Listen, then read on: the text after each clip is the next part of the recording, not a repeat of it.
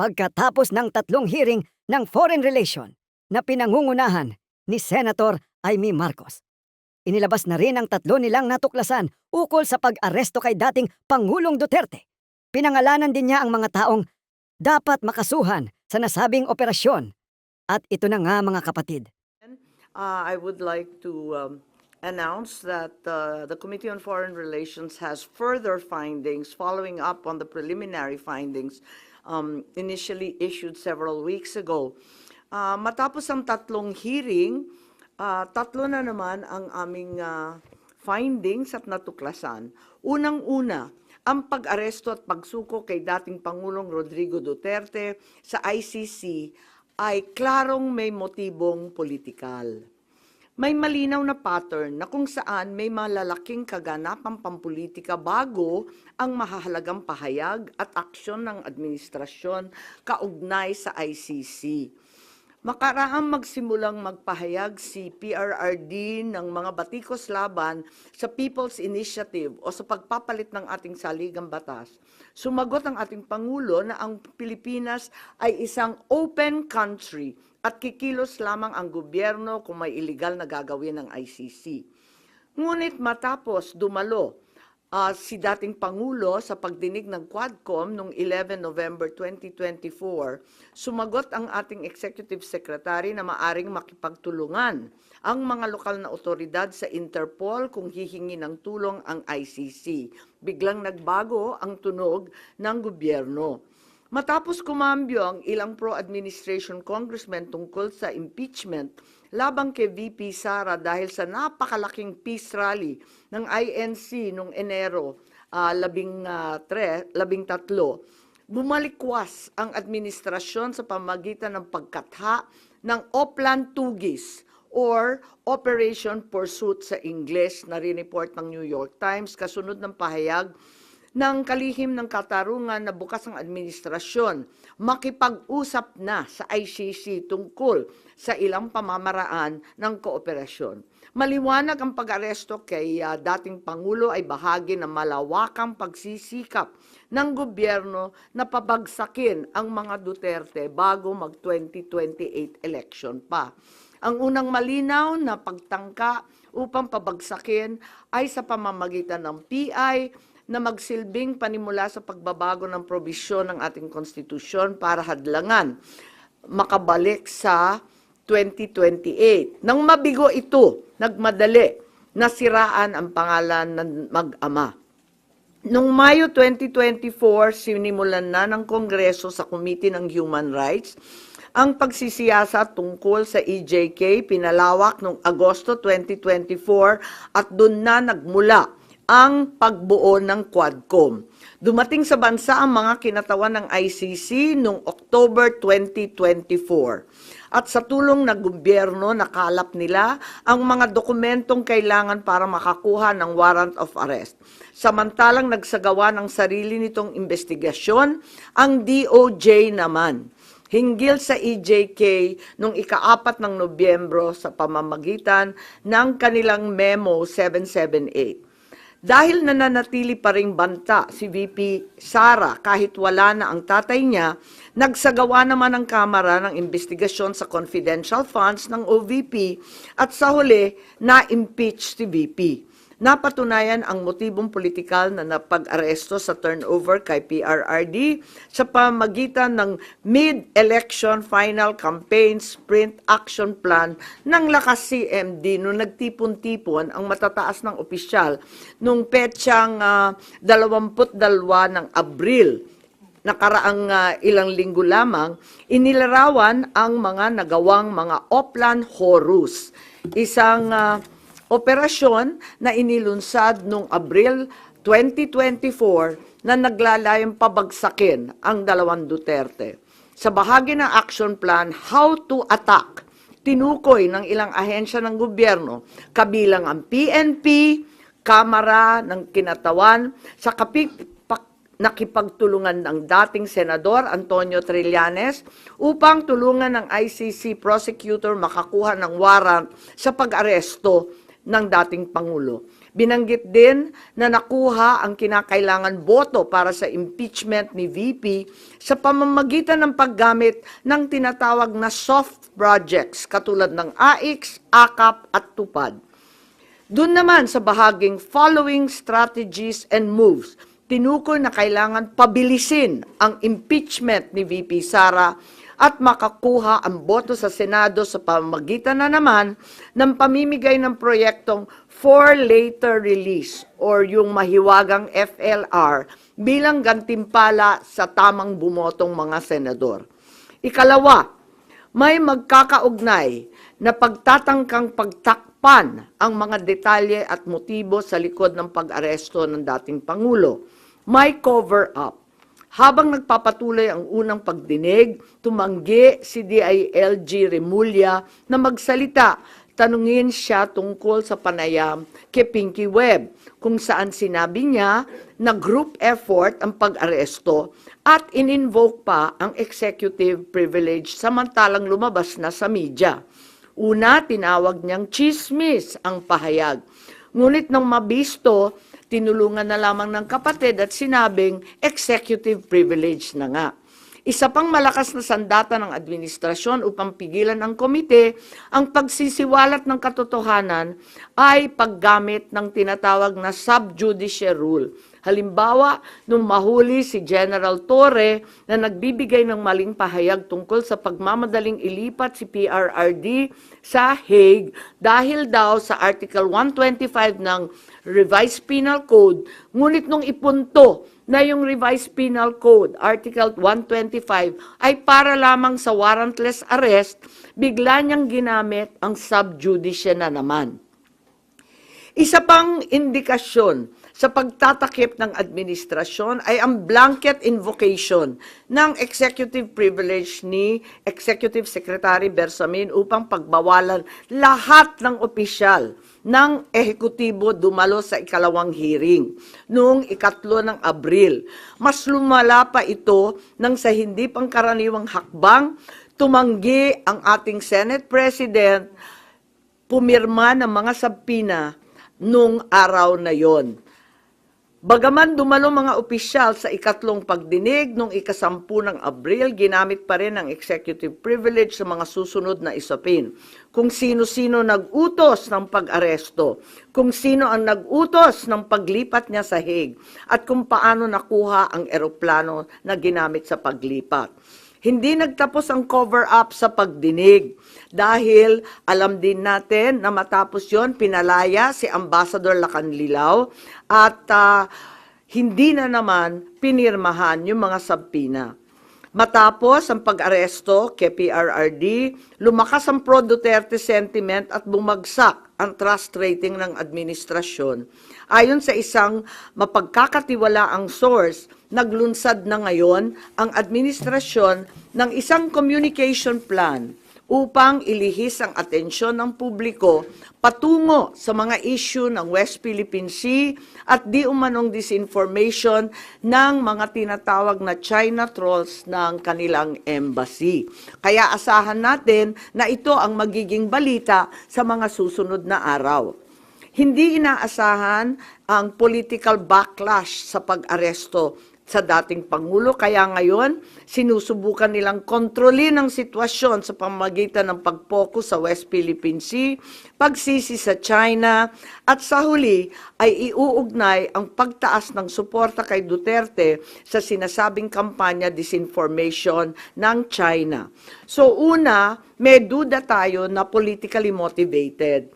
Ikalawa, whole of government ang nagamit dito na talaga naman comprehensive itong planong ito. At ikatlo, ang mga posibleng managutan ng criminal and administrative charges. At iminumungkahi namin na imbestigahan ng Office of the Ombudsman ang mga sumusunod. Una, si DOJ Secretary Remulla Boying maaring managot sa violation of RA 3019, Anti-Graft and Corrupt Practices for sanctioning an invalid administrative arrest against the former president in contravention of the ruling of the Supreme Court in the 2023 case of Immigration versus Juan Wenle. Maliwanag na napakadaming kondisyon, kwalifikasyon at requirement na isinaad ng ating Korte Suprema doon. Ikalawa, usurpation ng DOJ ng judicial functions. Kahit hindi sila korte, naghahatol sila na halos sila ang naging husgado. Ikatlo, grave misconduct and conduct prejudicial to the best interest of public service. Ikalawa, baka managot din si General Romel Francisco D. Marbil, ang Chief PNP, sa arbitrary detention, Article 124 ng Revised Penal Code. Violation of RA 3019, anti-graft and corrupt practices for inducing or persuading General Torre to perform an act in violation of laws, rules, and regulations or an offense in connection with the official duties of the latter. Grave misconduct and conduct prejudicial to the best interest of public service. Andito rin sa mga nakalista at ayon din sa payo ni dating Supreme Court Justice na nagpayo sa atin na malahil si SILG Secretary John Vic Remulla ay maakusahan din ng arbitrary detention katulad nung iba. Violation of 31.9 for inducing General Torre and Marbil to perform an act in violation of the Constitution and our laws. Ikatlo, grave misconduct and conduct prejudicial to the best interest of public service. Ang ikaapat na maaring patawan din ng kaso ay si General Nicolas Torre III. Maaring managot sa arbitrary detention. 2 counts of arbitrary detention, not only against the former president, but also against former Executive Secretary Medialdea. Ikalawa, violation of RA 7439 for not allowing the former president to be visited by VP Sara, both his daughter and his named counsel, and for forcing the former president's lawyers to leave him. Also, the violation of 3019 for allowing himself to be induced or persuaded by General Marbil or SILG Remulla to perform an act in violation of law, rules, and regulations in connection with his official functions. Grave misconduct and conduct prejudicial to the best interest of public service ay maaari ring ipataw laban kay General Torre. Ikalima, Ambassador Marcos V. Lacanilao. Maaring managot sa usurpation of official functions, Article 177 of the Revised Penal Code, pagsisinungaling sa ibang kaso at perjury sa ilalim ng Article 183 of the Revised Penal Code, false testimony in other cases, and perjury in solemn affirmation under Article 183 of the Revised Penal Code, at conduct prejudicial to the best interest of the service. So ito ang further findings namin. Hindi ko masara yung investigasyon kasi marami pa ring mga issue katulad ng sinong tumulong sa ICC, yung tungkol sa eroplano na nanatiling bukas at masalimuot. So, nais kong ipakita ang isang video na nagawa na ganito rin ang pahayag. Simulan po natin ang video na maaring mapanood ng ating mga kaibigan. Enero 28, 2024, sa first Maisog Rally sa Davao, nagliyab ang balita at social media. Matapang, walang preno. Mr. President, baka susunod ka sa dinaanan ng tatay mo. Diyan ako takot. Ayaw ko mangyari sa iyo yan. Nagbato ng maaanghang na salita si dating Pangulong Rodrigo Duterte laban kay Pangulong Marcos tungkol sa di umano'y paggamit ng droga at ang kontrobersyal na People's Initiative. Sino man magsabi na walang paki ang Senado sa usaping ito, isa lang ang masasabi ko, walang gamot sa kakapalan ng mukha mo. Sa Senado, sa kapareho at sumunod pang mga buwan, si Senator Amy ang nanguno. Pakialam sa PI, wala kayong pakialam sa PI, wala kayong pakialam pakialam sa PI. Siya ang unang nagtawag ng pansin. Siya ang unang nagtanong, para kanino ba talaga ang PI na yan? Marso 2024, sa kabila ng bangayan sa harap ng sambayanan, narinig natin si Pangulong Marcos. Matatag, matapang, The International Criminal Court has no jurisdiction over the Philippines as we remain to have a working judicial system and law enforcement mechanisms. walang jurisdiksyon ang ICC sa Pilipinas. Sa sabong, nagpagpag siya ng balahibo. Ang hindi natin alam, paghupa ng alikabok ay nagsimula ng ilatag ang plano para muling sumagi sa ICC. Kaya pagtungtong ng Mayo, tahimik ngunit mabilis ang galaw. Isinumite ng DOJ ang legal brief para sa posibleng pag-aresto kay FPRRD. Isang pagtataksil na walang nakapansin. Hunyo, pumutok ang balita. Nagbitaw si VP Sara bilang DepEd Secretary. Tendered my resignation as the Secretary of Education effective July 19, 2024. Isang babae ng tapang ngunit walang nagawa dahil sa likod ang tama. Agosto, isinagawa ang unang Quadcom hearing laban kay FPRRD habang inuusig ng COA ang confidential funds ni VP. Ang hindi natin alam, sa gitna ng lahat ng ito, itinalaga na ni PBBM si Marcos Lacanilao bilang Special Envoy ng Transnational Crimes na siyang magsusuko kay FPRRD. At maluwag na rin pinapasok ng bansa ang mga tiga-ICC noong Oktubre. Walang bahid ng pagtutol, walang balak na ipagtanggol ang kapwa Pilipino. Nobyembre, nag-iba na ang ihip ng hangin. Matatag, matapang, walang bahid ng pag-aalinlangan. Narinig muli natin si Pangulong Marcos, ngunit iba na ang sinabi. If yun ang gugustuhin ni PRRD, hindi naman kami haharang doon sa mga ICC. Para tabunan ang galawan, pinaingay ang impeachment complaints laban kay VP Sara. The Office of the Secretary General will transmit the 2 impeachment complaints filed against Vice President Sara Duterte.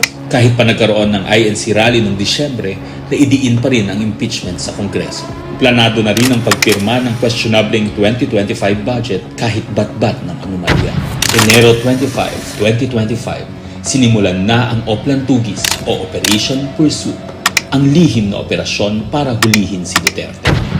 Pagsampa ng Pebrero, nag-apply ng arrest warrant ang ICC prosecutor.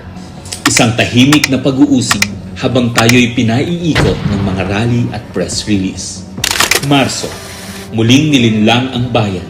Humingi daw ng 60-day extension ang DOJ para sa EJK report noong Marso 6. Pero ang totoo, nakabinbin na ang arrest warrant mula sa ICC chamber Marso 7 hanggang 10. Ang hindi natin alam, Marso 11, 2025, sa kanyang pagbalik sa Pilipinas, hindi pa man bumababa ng eroplano si FPRRD, isinagawa na ang pag-aresto. Maingay ang paligid, magulo, pero ang dating Pangulo ay nanatiling kalmado. Isinakay siya papuntang The Hague alas 11 ng gabi. Kasama sa eroplano si Marcos Lacanilao, ang nagkanulo, ang nagsuko. Pero kanino ang sisi? Sa mga utusan o sa nag-utos? Managot ang dapat managot, nakalatag na. It's a request to the Philippine government from Interpol enforce the arrest warrant, and we have commitments to them. Ayaw nila ipagpatuloy ang pag-iimbestiga. Maliwanag na ang buong administrasyon na ito mula sa pinakataas hanggang sa galamay.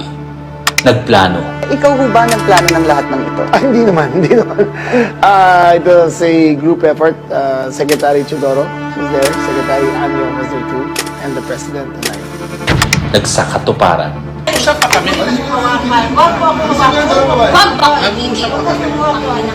Kayo mga Wag mo hawakan yung nanay ko!